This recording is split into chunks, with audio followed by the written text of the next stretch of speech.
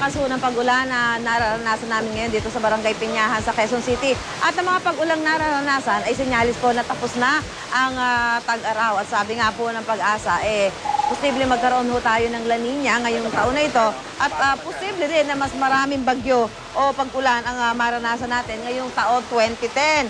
At ngayon nga, alamin natin gaano ba kahanda yung ating mga tahanan kapag sumasapit na ang tag-ulan. Pero nga lang payong.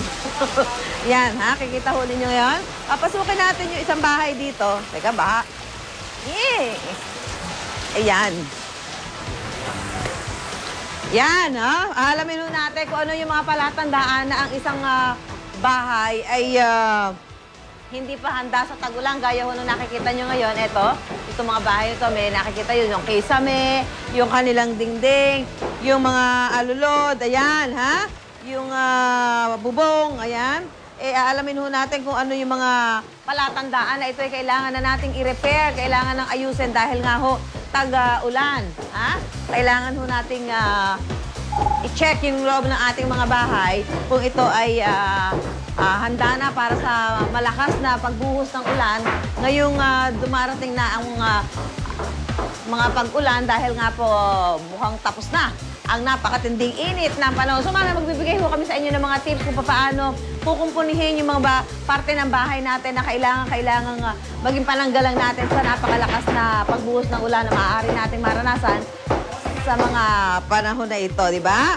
So, wag ho kayong aalis, tutok lang kayo dahil magbibigay ho kami ng napakahalaga impormasyon. Siyempre, kailangan pagka nagpapakumpuni tayo ng bahay, nakakatipid din ho tayo. May mga pamamaraan ho kami ibibigay sa inyo mamaya kung paano tayo makakapagtipid sa pagsasaayos sa mga parte ng bahay natin na kailangang isaayos kapag sumasapit na ang panahon ng tag-ulan. Kaya tutok lang po sa unang hirit. Pansamantala, tingnan po natin sina Drew at... So, good morning, Igan. What is nabasa ka, no, ha? Oo. Nabasa lahat kayo, nakita ko, Oo. Talagang hopeless. Oo.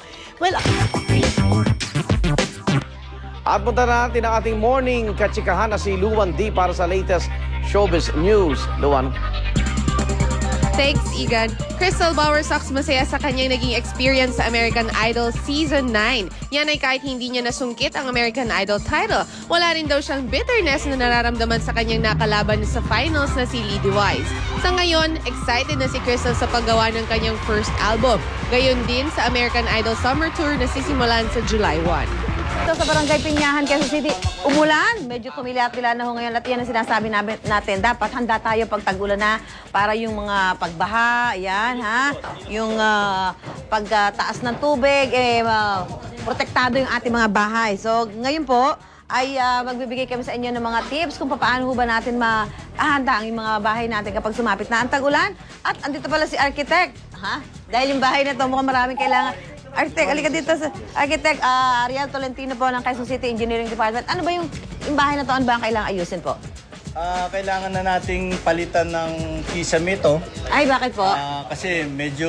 Tuklap-tuklap na? Tuklap na, saka tumutulo na. Mm-hmm. Pagtanggal natin ng kisame, makikita din natin, baka sira na din yung mga pamakuan niya. Mm-hmm. Kailangan na rin natin palitan. Ito namang yung gutter niya. Ay, mukhang tanggal na nga, oh. Tanggal na. Ay, yung para mga na lang gutter siya. niya, kailangan na rin nating palitan dahil nagtutulo na.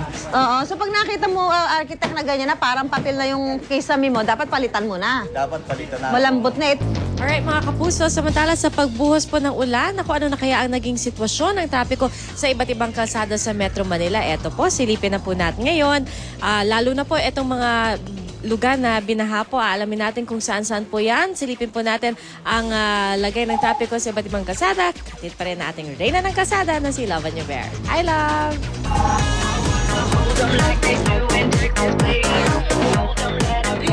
Good morning mga kapuso. Naku ba, trip naman biglang umulan, no? Paano na lang yung mga plano natin na magpatintero sa labas o kaya magluksong tinik?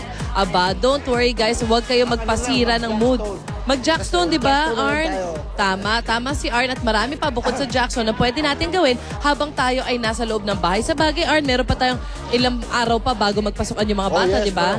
Kunang-kunang 2 linggo pa. Mga 2 linggo pa. Kaya para hindi naman masira ang mga mood ninyo dyan. At saka may magawa pa rin kayo, di ba? Hindi kayo mabore sa loob ng bahay. Ito ang ilan lang sa mga games na pwede niya subukan.